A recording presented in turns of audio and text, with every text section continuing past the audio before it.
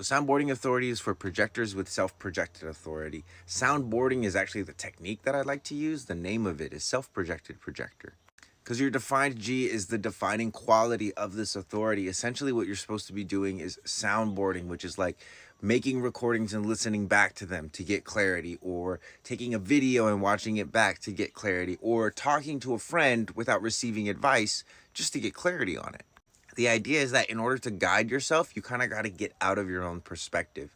And so a lot of this has to do with like watching the direction that you're moving and then allowing yourself to guide yourself as you're watching yourself move in that direction. Oftentimes clarity is not going to come until you like kind of talk it out a little bit first, but not for the sense of like getting advice. It's just like, how does it feel for me to say this?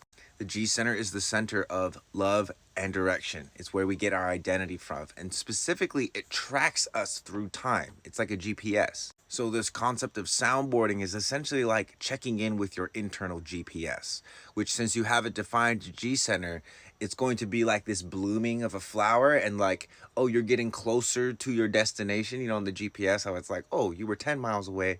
Now you're 8 miles away.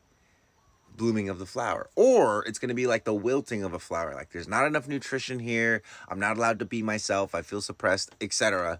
That will happen. One of the most important things for self-projecting projectors to understand is that not everybody is going to be able to hold the type of space that you will require for proper soundboarding. And this is where your strategy of waiting for an invitation is totally going to save your butt. Given the option between making a recording, making a video, and soundboarding by yourself, and soundboarding with someone who doesn't know how to just like shut up and listen and love you and accept what's going on, like they have to give input or give advice, I would choose the make a recording and just listen back to myself. Anyway, I hope that's helpful. If you're watching this and you know any self-projected projectors, feel free to send this to them so they can get a little bit more information about what soundboarding is and how that affects their internal authority.